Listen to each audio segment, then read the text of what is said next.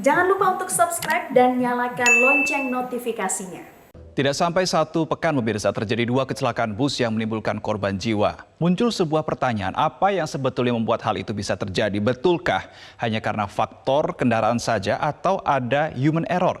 Kita akan lihat pemirsa datanya satu persatu pada hari ini. Tapi yang pertama sekali pemirsa saya ingin mengajak Anda untuk melihat beberapa peristiwa kecelakaan bus yang terjadi di sepanjang tahun 2022. Yang pertama, kecelakaan bus terjadi di Tol Jakarta Cikampek pada tanggal 17 Januari dan ini tidak ditemukan adanya korban jiwa, tetapi korban luka ini mencapai belasan menurut catatan dari aparat kepolisian dan ini terjadi di KM 57. Berikutnya masih di bulan Januari, tepatnya tanggal 30, terjadi kecelakaan bus di kawasan Tawangmangu, Karanganyar. Ini mengalami pecah ban, sopir kemudian membanting setir ke kiri, kemudian bus ini terperosok ke dalam selokan. Lagi-lagi ini tidak ada korban jiwa dalam peristiwa kecelakaan bus di Tawangmangu. Berikutnya di Bantul, terjadi pada tanggal 6 Februari. Ada sebanyak 13 orang pemirsa yang meninggal dunia. Ini tepatnya terjadi di Bukit Bego, Jalan Mangunan, dan ini terjadi pada pukul 14 waktu Indonesia Barat atau pukul 2 siang.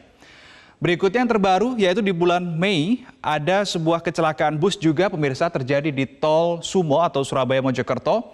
Dan di tanggal ini 16 orang meninggal dunia, ini tidak langsung dalam satu waktu jumlah korban meninggal dunia. Karena memang kemudian ada beberapa yang dirawat dan dibawa ke rumah sakit, kemudian meninggal di rumah sakit, ada juga yang meninggal di tempat kejadian perkara. Dalam kasus ini, supir bus Ade Firmansyah sudah ditetapkan polisi sebagai tersangka dan beberapa data yang cukup mengejutkan adalah supir bus yang atas nama Ade ini belum mempunyai SIM dan sempat mengalami deep sleep selama 2 menit. Berikutnya yang terbaru adalah tanggal 21 Mei pemirsa, seperti yang diinformasi tadi yang sudah sempat kita saksikan, kecelakaan bus di kawasan Ciamis, 4 orang dinyatakan meninggal dunia. Lalu apa yang menjadi sebetulnya penyebab dari kecelakaan bus itu sendiri? Kita akan menuju ke slide berikutnya.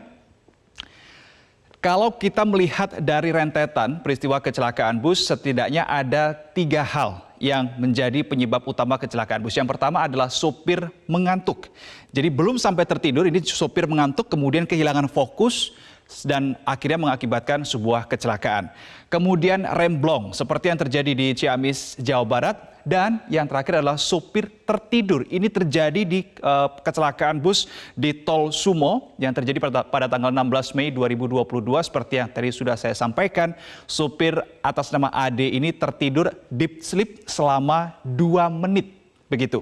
Jadi ini adalah 3 faktor penyebab kecelakaan bus. Berikutnya, terkait dengan waktu kerja pengemudi ini harus kita lihat mengapa sebetulnya sopir ini bisa sampai mengantuk, kelelahan, bahkan sampai dengan tertidur. Sebetulnya sesuai dengan regulasi ini sudah diatur pemirsa untuk waktu kerja pengemudi berdasarkan pasal 90 Undang-Undang Nomor 22 Tahun 2009. Sudah diatur paling lama adalah 8 jam sehari.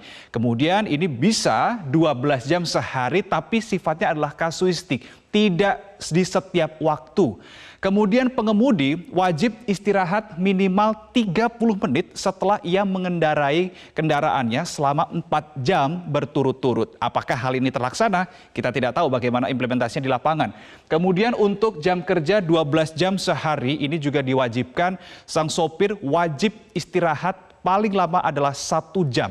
Jadi tidak boleh selama perjalanan, kemudian para pengemudi itu diharuskan untuk menyetir, untuk mengemudi selama berjam-jam tanpa ada istirahat. Tetapi yang kita ketahui adalah biasanya untuk kendaraan bus yang dengan trayek tertentu begitu, misalkan Surabaya-Jakarta, mereka ditarget harus sampai di Terminal A pukul berapa, harus sampai di Terminal B pukul berapa. Ini yang juga menjadi salah satu kemungkinan potensi terjadi pengemudi ini jarang untuk mengambil waktu untuk beristirahat. Ada juga quote atau pernyataan disampaikan oleh Joko Setiowarno yang merupakan pengamat transportasi. Ia mengatakan tidak akan menurun angka kecelakaan angkutan umum jika tidak dilakukan pengusutan yang tuntas.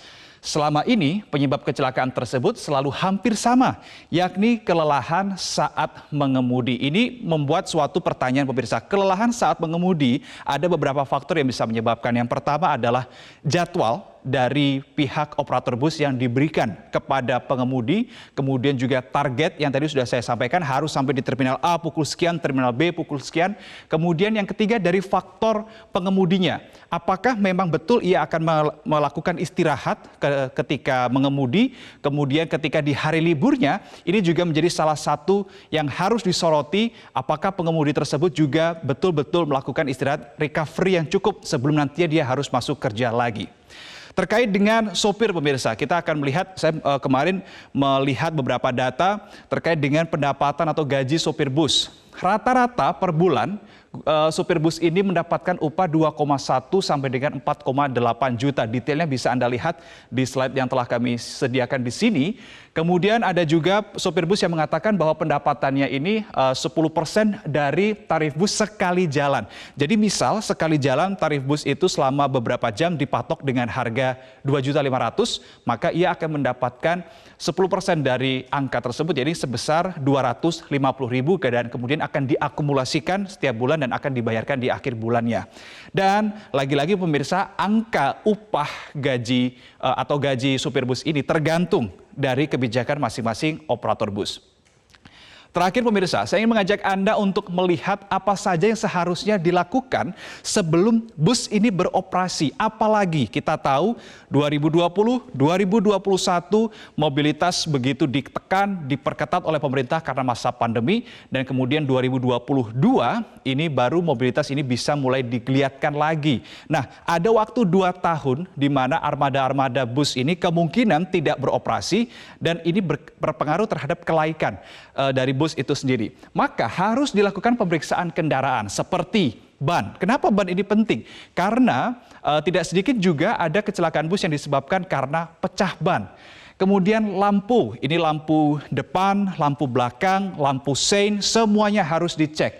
Kemudian wiper, oli, air radiator, rem ini juga harus yang diperiksa karena kecelakaan di Ciamis tadi kita lihat bahwa diduga disebabkan karena rem blong. Kemudian berikutnya tidak kalah penting adalah dokumen kendaraan. Apakah lengkap semua administrasi kendaraannya atau tidak? Kemudian juga pemirsa, pemeriksaan pengemudi. Harus dipastikan pengemudi dalam keadaan yang fit, dalam kondisi yang cukup istirahatnya sehingga ia bisa menyetir dengan kondisi yang aman. Dan yang harus dipastikan adalah tidak positif mengkonsumsi narkoba.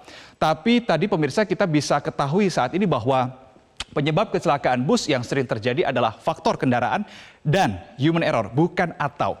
Nah, pemeriksaan kelaikan bus sebelum beroperasi bukanlah hal yang bisa ditawar. Termasuk pemirsa tersedianya palu pecah kaca dan alat pemadam api adalah hal yang wajib ada di dalam bus. Di sisi lain, soal faktor kelelahan pengendara ini juga butuh komitmen kuat, baik dari pihak operator bus terkait penjadwalan kerja pengendara maupun dari sopirnya sendiri terkait dengan memastikan dirinya dalam keadaan yang prima. Demikian fact check untuk kali ini. Sumi, saya kembalikan ke Anda. Ya, apa evaluasi dan solusinya untuk kecelakaan bus yang rawan terjadi sehingga kedepannya angka kecelakaan bus ini bisa ditekan? Kita akan membahas lebih jauh lagi usai jeda yang satu ini. Tetap di Metro Siang.